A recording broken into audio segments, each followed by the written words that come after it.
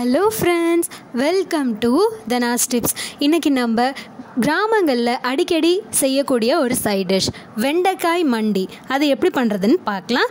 வெண்டைக்காய் மண்டி செய்கிறதுக்கு தேவையான பொருட்கள்: வெண்டைக்காய் 1/4 கிலோ, தக்காளி 1, நறுக்கிய வெங்காயம் 1 கப், பூண்டு 10 பல், புளி சிறிய நெல்லிக்காய் அளவு, பச்சை மிளகாய் 3, காய்ந்த மிளகாய் 2, சாம்பார் பொடி 1 ஸ்பூன், மஞ்சள் தூள் 1/2 ஸ்பூன், வெந்தயம் 1/2 ஸ்பூன், கடுகு 1 ஸ்பூன், உளுத்தம்பருப்பு 1 ஸ்பூன், கறிவேப்பிலை சிறிதளவு, கொத்தமல்லி தழை சிறிதளவு, உப்பு தேவையான அளவு, எண்ணெய்.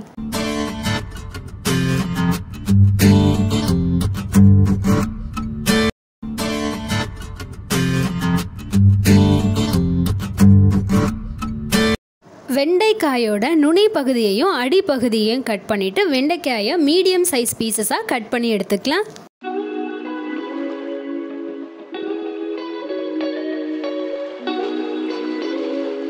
வெண்டைக்காய் எல்லாத்தையுமே கட் பண்ணி எடுத்தாச்சு.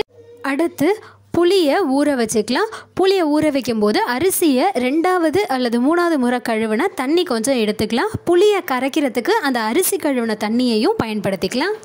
கடாயில் 2 ஸ்பூன் எண்ணெய் விட்டுக்கலாம். எண்ணெய் நல்லா சூடானதுக்கு அப்புறமா கடுகு சேர்த்துட்டு வறுத்து எடுத்துக்கலாம். கடுகு நல்லா வெடிக்க ஆரம்பித்ததுக்கப்புறமா நம்ம இதில் உளுத்தம் பருப்பையும் வெந்தயத்தையும் சேர்த்துட்டு வறுத்து எடுத்துக்கலாம். உளுத்தம் பருப்பு வெந்தயம் வறுப்பட்டதுக்கப்புறமா நம்ம இதில் பூண்டு பற்களையும் சேர்த்துட்டு வதக்கிக்கலாம்.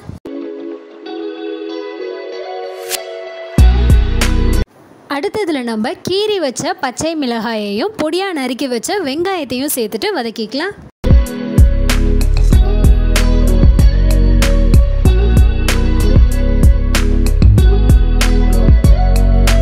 வெங்காயம் நல்லா வதங்கிருச்சு. நம்ம இப்போ இதில் நறுக்கி வச்ச தக்காளி, சாம்பார் பொடி, மஞ்சள் தூள் இது எல்லாத்தையும் சேர்த்துட்டு வதக்கிக்கலாம்.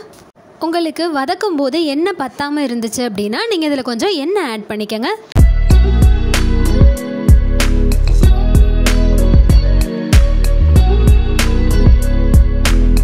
இப்போ எல்லாமே நல்லா வதங்கிருச்சு. இப்போ அதை அப்படியே ஓரமாக எடுத்து வச்சுட்டு அடுத்து நம்ம வேறு ஒரு கடாயை எடுத்து அதில் கொஞ்சமாக எண்ணெய் விட்டு நம்ம நறுக்கி வச்ச வெண்டைக்காயை சேர்த்துட்டு வதக்கிக்கலாம். வெண்டைக்காய் நல்லா கலர் சேஞ்ச் ஆகி வாசனை வர ஆரம்பிக்கும். அது வரைக்கும் நம்ம வதக்கணும்.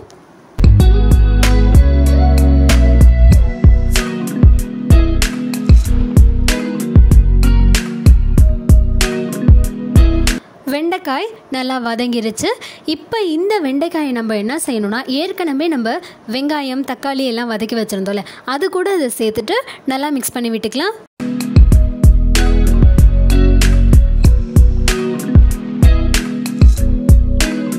மிக்ஸ் பண்ணிவிட்டு முடித்ததுக்கப்புறமா நம்ம அரிசி கழுவின தண்ணி எடுத்து வச்சுருந்தோம்ல, அந்த தண்ணியை அதில் சேர்த்துட்டு மிக்ஸ் பண்ணி விட்டுக்கலாம். நல்லா மிக்ஸ் பண்ணி விட்டு முடித்ததுக்கப்புறமா நம்ம அரிசி கழுவின தண்ணியையே கொஞ்சம் பயன்படுத்தி புளியை கரைச்சிக்கலான்னு நான் சொல்லியிருந்தேன். அந்த புளி கரைசலையும் இதில் சேர்த்துட்டு மிக்ஸ் பண்ணி விட்டுக்கலாம். அடுத்து இதில் நம்ம மண்டிக்கு தேவையான அளவு உப்பு சேர்த்துக்கலாம். நான் இப்போ இதில் 1 ஸ்பூன் உப்பு ஆட் பண்ணியிருக்கேன். இதை நல்லா மிக்ஸ் பண்ணி விட்டு ஒரு பிளேட் வச்சு மூடி வச்சு 10லேருந்து 15 நிமிஷத்துக்கு நம்ம வேக வச்சு எடுத்துக்கலாம். இப்போ பார்த்திங்கன்னா நமக்கு நல்லா அது வெந்துருச்சு. தண்ணி எதுவுமே இல்லாமல் நமக்கு கொஞ்சம் கெட்டியாக தயாராகிடுச்சு. இப்போ இதில் நம்ம தாளித்து சேர்த்துடலாம். தாளிச்சுக்கிறதுக்காக வேறு ஒரு கடாய் எடுத்து அதில் கொஞ்சமாக எண்ணெய் விட்டு காய்ந்த மிளகாயை ஃபஸ்ட்டு வறுத்து எடுத்துக்கிறேன். காய்ந்த மிளகாய் நல்லா வறுப்பட்டதுக்கப்புறமா இதில் கடுகையும் சேர்த்துட்டு கறிவேப்பிலை எல்லாத்தையுமே சேர்த்துட்டு நல்லா வதக்கிட்டு இதை அப்படியே நம்ம செஞ்சு வச்ச வெண்டைக்காய் மண்டியில் சேர்த்துடலாம்.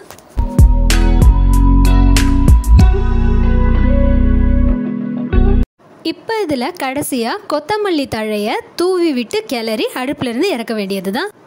ரொம்ப டேஸ்டியான மற்றும் டிஃப்ரெண்ட்டான வெண்டைக்காய் மண்டி தயாராகிடுச்சு. இதை நம்ம சாதம் எல்லாத்துக்குமே சைட் டிஷ்ஷாக தொட்டு சாப்பிட்லாம். நல்லாயிருக்கும். ட்ரை பண்ணுங்கள். ட்ரை பண்ணிவிட்டு எப்படி இருக்குன்னு கமெண்ட் பண்ணுங்கள். சேனலுக்கு சப்ஸ்கிரைப் பண்ணுங்கள். மறக்காமல் பக்கத்தில் இருக்க பெல் ஐக்கானை கிளிக் பண்ணிக்கோங்க. தேங்க்யூ.